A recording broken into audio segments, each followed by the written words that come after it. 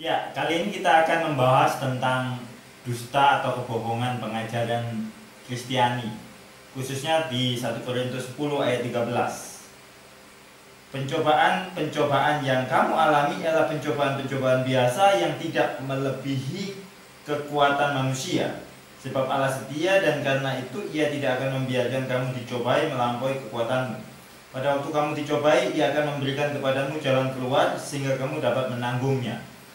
Banyak orang mengkhotbahkan mengutip ayat ini lepas dari konteksnya, seolah-olah kalau Allah mencoba itu tidak melebihi kekuatan. Tapi saya beritahu, konteks 1 Korintus 10 itu tentang dosa. Nah, fakta yang sebenarnya adalah, kebenaran yang sebenarnya adalah Allah memberi beban lebih besar daripada apa yang bisa kita tanggung. Kita perlu tahu, kadang-kadang kalau dulu saya juga kalau melayani jemaat, dia datang konseling, dia bilang dengan enaknya, saya bilang begini, sabar ibu, sabar bapak, Allah tidak memberikan melebihi kekuatanmu. Padahal sudah stres, aduh pak, tolong saya nggak bisa, sudah nggak sanggup. Dengan enaknya saya sebagai pendeta, sebagai hamba Tuhan, bilang sabar. Enak saya bilang sabar.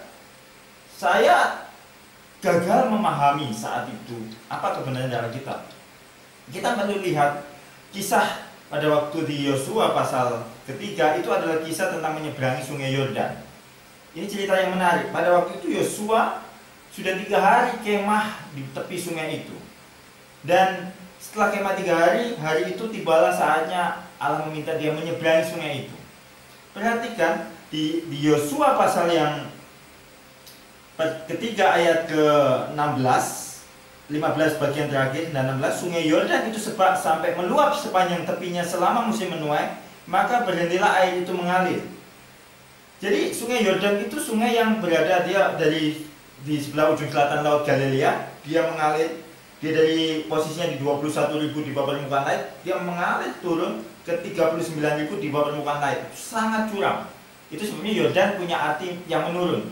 Jadi dia hampir sekitar 100 km perjalanan sungai itu melalui sekitar 27 lakukan arus yang sangat dahsyat, sangat deras ya. Jadi sungai ini memang pada keadaan normal saja sudah susah, sudah sulit diseberangi. Nah, pertanyaannya adalah Allah menyuruh Yosua dan bangsa Israel menyeberangi bukan pada keadaannya sulit diseberangi, tetapi pada keadaan mustahil untuk diseberangi. Perhatikan ini, mustahil untuk diseberangi. Kenapa Allah merencanakan hal-hal yang mustahil? Atau kadang-kadang Allah mengizinkan hal yang mustahil? Karena kemustahilan itu mengakhiri kemandirian kita. Bible antropologi mengatakan bahwa kita ini dependent being, makhluk yang selalu bergantung. Allah membuat mustahil, bebannya lebih besar, sehingga sungai itu mustahil untuk diseberangi. Karena satu-satunya cara untuk menyeberangi sungai itu adalah berharap pada Tuhan, mengandalkan Tuhan. Itu sebabnya Allah selalu memberi beban yang melebihi kekuatan kita, supaya satu-satunya cara menyelesaikan beban-beban itu hanya dengan bergantung pada Allah. Saya bacakan satu ayat yang ditulis oleh Rasul Paulus, Rasul yang menulis juga 1 Korintus pasal 10. Ayat ini ada di dalam 2 Korintus pasal 1 ayat yang ke-8 sampai yang ke-9. Sebab kami mau saudara-saudara, ini Rasul Paulus berkata, supaya kamu tahu akan penderitaan yang kami alami di Asia kecil. Beban yang ditanggungkan atas kami adalah begitu besar dan begitu berat. Rasul Paulus berkata, sehingga kami telah putus asa juga akan hidup kami. Ayat 9, bahkan kami merasa seolah-olah kami telah dijatuhi hukuman mati. Ini kuncinya. Rasul Paulus berkata, tetapi hal itu terjadi supaya kamu jangan menaruh kepercayaan pada diri kami sendiri, tetapi hanya kepada Allah yang membangkitkan orang-orang mati.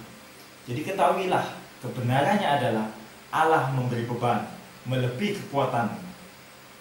Itu kebenarannya. Supaya hanya dengan mengandalkan Tuhan saja engkau bisa menyelesaikan beban-beban itu. Percayalah, Tuhan memberi beban bukan untuk menjatuhkan kita. Kadang-kadang Tuhan merencanakan hal mustahil, kadang Tuhan mengizinkan hal mustahil untuk mengakhiri kemandirian kita.